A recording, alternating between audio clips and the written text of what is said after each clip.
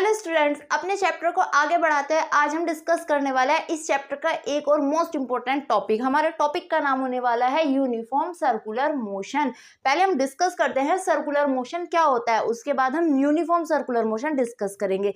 देखो, circular motion क्या होता है, जब हमारी ऑब्जेक्ट किसी एक पॉइंट को फिक्स मान के उसके चारों तरफ एक कांस्टेंट डिस्टेंस, एक फिक्स डिस्टेंस पर मूव करती है, तो उस तरह के मोशन को हम सर्कुलर मोशन बोलते हैं।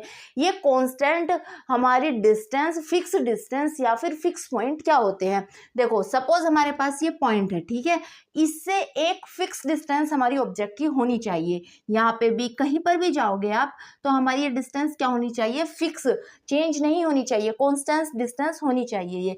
तो इस तरह के जो मोशन करेगी हमारी ऑब्जेक्ट, उसको हम सर्कुलर मोशन बोलते हैं। This fix point is known as the centre of circle.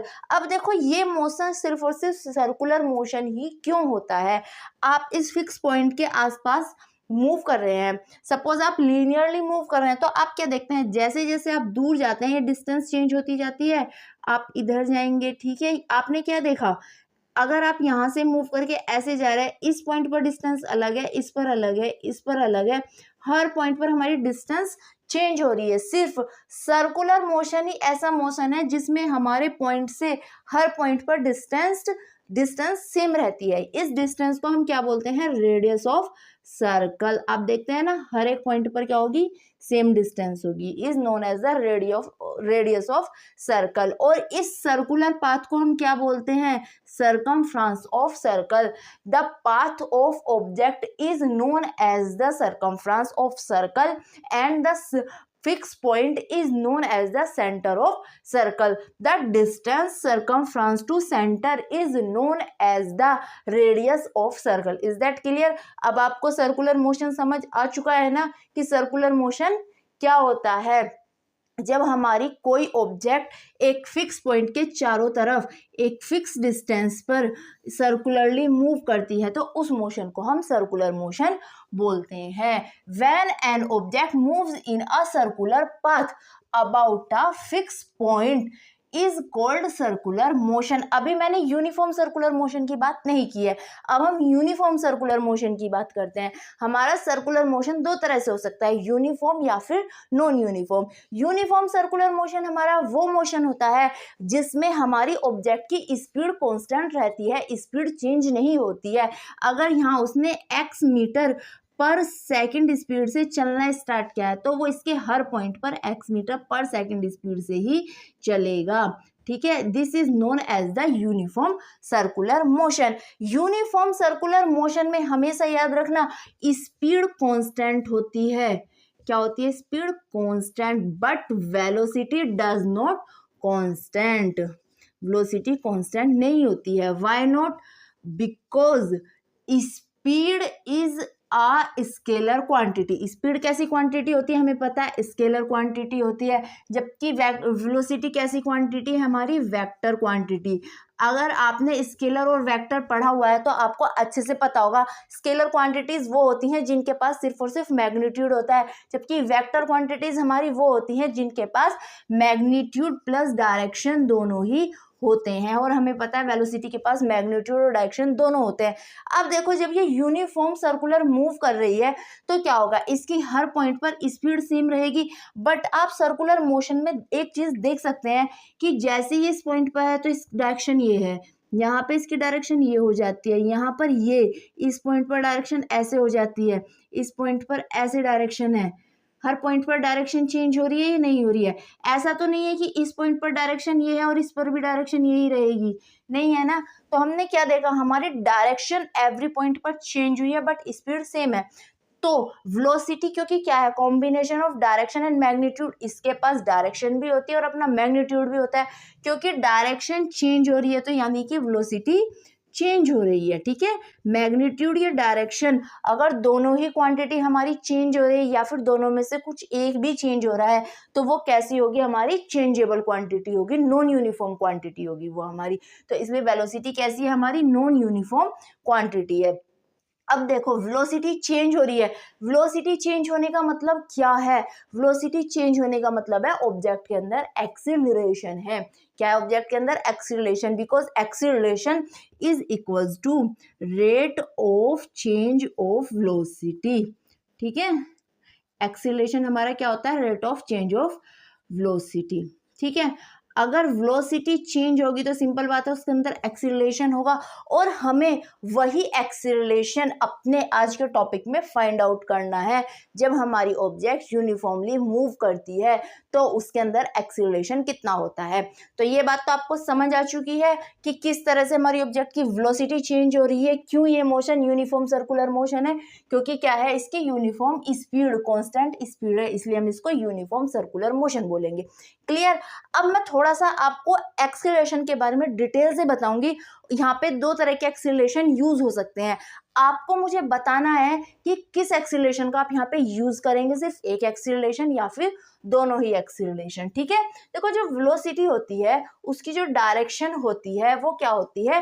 Tangent of any circle. ये आप 10th क्लास में पढ़ के आ चुके हैं, तो इस चीज को मैं यहाँ पे रिवाइज नहीं करने वाली हूँ।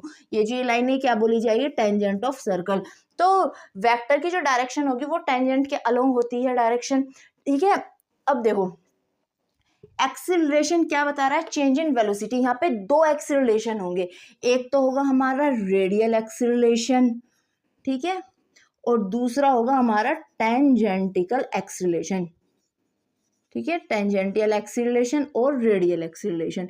रेडियल एक्सीलरेशन क्या होता है? टेंजेंटियल एक्सीलरेशन क्या होता है? देखो जब हमारी ऑब्जेक्ट यूनिफॉर्म स्पीड के साथ मूव कर रही है तो आपको सिर्फ एक्सीलरेशन की जरूरत किस लिए है? डायरेक्शन चेंज करने के लिए। क्योंकि अगर ये इसी डायरेक्शन में चलेगी तो ये ऐसे बाहर निकल जाएगी ना, या फिर ये कंटिन्यूसली ऐसे ही चलेगी, डायरेक्शन चेंज नहीं करेगी तो ये बाहर निकल जाएगी, फिर उसका मोशन सर्कुलर नहीं रह पाएगा। ठीक है, तो एक तो हमें डायरेक्शन चेंज करने के लिए चाहिए, दूसरा अगर ये मोशन यूनिफॉर्म ना हो कि नॉन यूनिफॉर्म हो तो उस कंडीशन में हमें इसकी स्पीड चेंज करने के लिए भी तो एक्सीलरेशन ही चाहिए होगा। ठीक है, तो दो तरह के एक्सीलरेशन होते हैं। रेडियल एक्सीलरेशन क्या होता है? जो हमारी हेल्प करता है डायरेक्शन चेंज करने में। ठीक है, हेल्पफुल इन डायरेक्शन चेंज।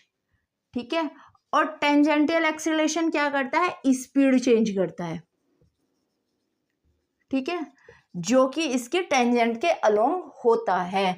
अगर हम टेंजेंटियल एक्सीलरेशन की बात करेंगे ये इसकी डायरेक्शन होगी। रेडियल एक्सीलरेशन हेल्प करता है डायरेक्शन चेंज करने में, तो इसकी डायरेक्शन क्या होगी रेडियल एक्सीलरेशन की? अभी आपको बताना होगा। देखो हमारी ऑब्जेक्ट ऐसे जा रही है तो ये ऐसे जाने की कोशिश करेगी, लेकिन हमें कैसे लेके जाना है? इसकी डायरेक्शन इनसाइड करनी है, ऐसे। अगर ये ऐसे जा रही है तो ऐसे जाने की कोशिश करेगी, लेकिन हमें इसी डायरेक्शन कहाँ लेके जानी है? ऐसे। तो आप बताओ रेडियल एक्सीलरेशन की डायरेक्शन क्या होगी? Inward, towards the centre. Okay, ये टेंजेंटिकल पर परपेंडिकुलर होती है और इसकी डायरेक्शन टुवर्ड्स द सेंटर होती है। समझ आ गया? रेडियल एक्सीलरेशन और टेंजेंटियल एक्सीलरेशन क्यों इंपॉर्टेंट है और कौन कौन से एक्सीलरेशन होते हैं? तो टेंजेंटियल क्या कर रहा है? हमारी स्पीड चेंज कर रहा है। ठीक है, और रेडियल एक्सीलरेशन क्या कर रहा है? हर पॉइंट पर डायरेक्शन को चेंज कर रहा है। अब हमारा कैसा मोशन है? ये यूनिफॉर्म सर्कुलर मोशन। हमें पता है यूनिफॉर्म स्पीड है तो यूनिफॉर्म सर्कुलर मोशन होगा। तो अब आप मुझे ये बताओ, आपको दोनों ही एक्सीलरेशन की जरूरत होगी यहाँ पे, या फिर सिर्फ एक एक्सीलरेशन से आपका काम चल जाएगा? और अगर सिर्फ एक एक्सीलरेशन से काम चलेगा तो वो कौन सा एक्सीलरेशन है? सोचो, बताओ। सोचा आपने? हाँ, आंसर क्या है आपके दिमाग में? हमें सिर्फ और सिर्फ रेडियल एक्सीलरेशन की ही जरूरत होगी।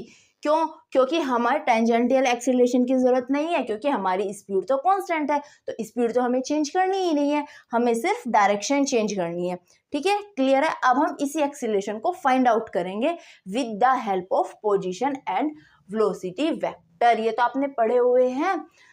ठीक है, तो चलिए पोजीशन और वेलोसिटी वेक्टर से फाइंड आउट करते हैं। लेट अस कंसीडर हमारी जो ऑब्जेक्ट है वो सर्कुलरली मूव कर रही है इस तरह से। ठीक है, हम मानते हैं किसी एक particular time at t is equal to 0 time पर हमारी जो ऑब्जेक्ट है वो पॉइंट P पर है, जहां उसकी वेलोसिटी v है।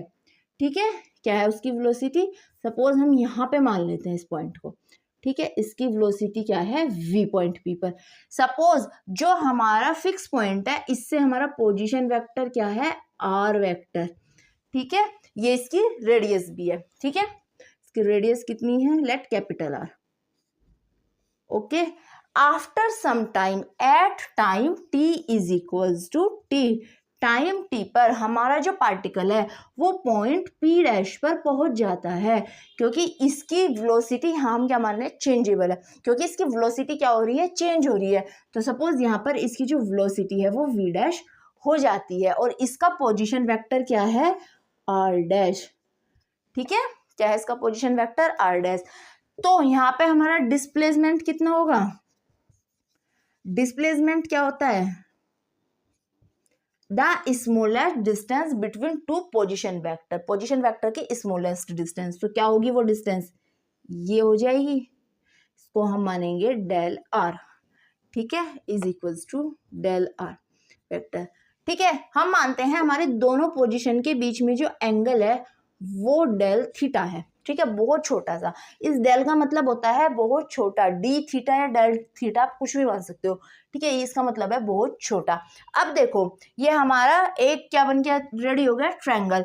अब हम एक ट्रायंगल क्रिएट करेंगे अपनी वेलोसिटी की हेल्प से, वेलोसिटी चेंज भी तो निकालना है हमें। देखो पॉइंट पी ये है तो इसकी डायरेक्शन ऐसे है वी की, पॉइंट पी डैश यहाँ पे है, ठीक है, ये पी है, ठीक है, तो ये कैसे जा रहा है, इस तरह से वी डैश, ठीक है, तो इसमें जो चेंज आएगा वेलोसिटी में वो कितना हो जाएगा, डेल वी, ठीक है। अब देखो ये क्या कर रही है, पोजीशन वेक्टर के परपेंडिकुलर है ना, ये वेलोसिटी पोजीशन वेक्टर के परपेंडिकुलर है ना, भी परपेंडिकुलर ही तो जा रही है ये डायरेक्शन, तो इसलिए ये एंगल भी हमारा क्या होगा, same to the angle between position vectors, ठीक है, क्लियर है। नाउ वेलोसिटी क्या होती है हमारी,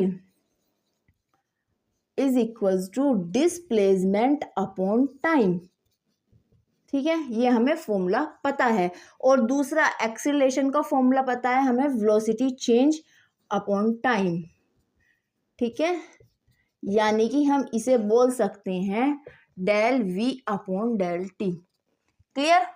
अब देखो हम क्या करेंगे इसमें, ये दोनों हमारे कैसे ट्रायंगल है, सिमिलर ट्रायंगल, और सिमिलर ट्रायंगल की क्या प्रॉपर्टी होती है, जब दो ट्रायंगल सिमिलर होते हैं या इक्वल होते हैं उनकी जो साइड का रेशो होता है वो भी सेम रहता है। जैसे कि अगर मैं वेक्टर आर, ठीक है, क्या लूं, vector r upon r dash लूं तो वो किसके इक्वल होगा, vector v upon v dash के, सेम साइड जो होंगी उनका रेशो सेम ही रहेगा, ठीक है। ये वी डैश किसके अलोंग है, आर डैश के, और वी किसके अलोंग है, आर वेक्टर के, ठीक है।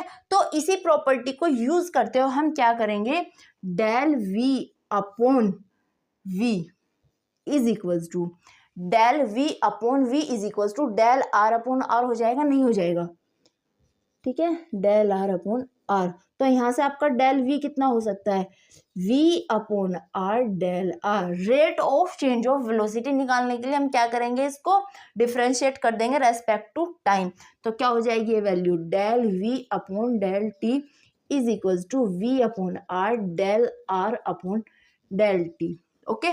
आपको पता है ये क्या है, एक्सीलरेशन, ठीक है, एक्सीलरेशन है ये, is equals to v upon R, और del are upon del T क्या होता है, हमने अभी निकाला ना, velocity is equals to displacement upon time, del are upon del T, del का मतलब सिर्फ स्मॉल वैल्यू है यहाँ पे, ठीक है, तो ये वैल्यू कितनी हो जाएगी हमारी, वेलोसिटी के इक्वल, v के इक्वल, तो acceleration is equals to v upon r multiply v, so a, क्योंकि यार रेडियल एक्सीलरेशन है तो ये हो जाएगा v square upon r, r is the position vector and it is equals to the radius of this circle, so it can be written capital R.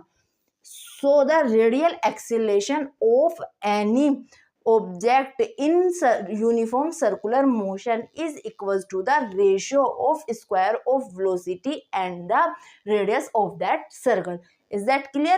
I hope you understand very well.